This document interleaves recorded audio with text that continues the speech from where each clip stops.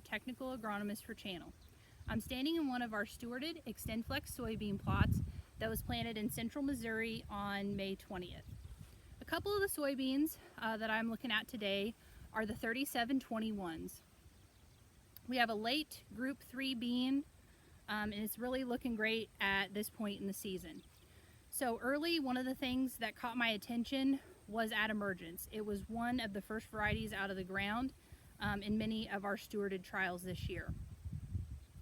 Really have a lot of pods, and I think this one is going to yield really well at the end of the season.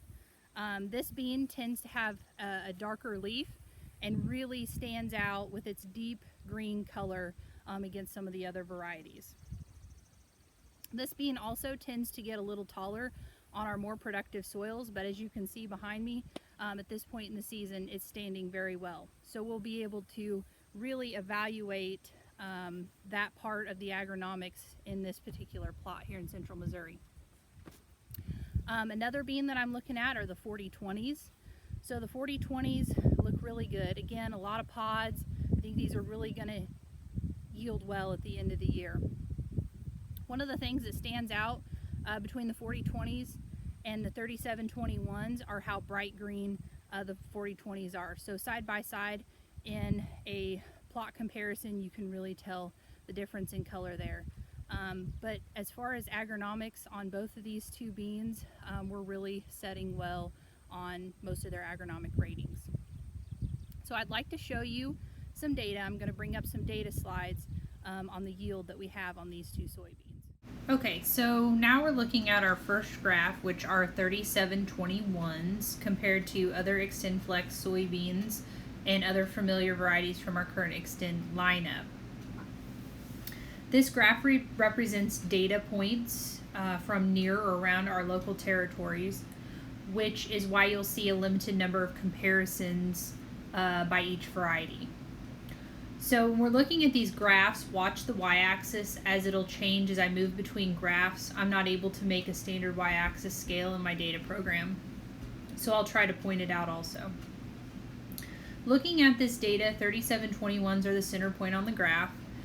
As you can see, 3718s and 4020s fall within a bushel or so of the 3721s. And with limited data, 3721s are around 7 bushels of our 3917s. As we move to the next data graph, that gap closes with more data points, which is what I would expect for the data to get a little more consistent as the number of comparisons increase. All right, moving on to the next variety, we're looking at data from the 4020s now. The yield gap is relatively small here as we look at data that represents a small number of comparisons. So the 4020s are within about 6 bushel of our current lineup, plus a couple new XtendFlex varieties. As we look at the US data on these varieties, notice the y-axis changes, but if you look at the yield comparison, that gap closes to 4 bushels as we increase our number of comparisons. So I expect this year, as we add more data from our stewarded trials and other XtendFlex data, we'll start to see those gaps kind of close from the comparisons of our current lineup. I like to use this data to look at general trends of how the varieties are performing relative to the lineup, and I kind of try to avoid getting caught up in 1 or 2 bushel differences here or there on this data.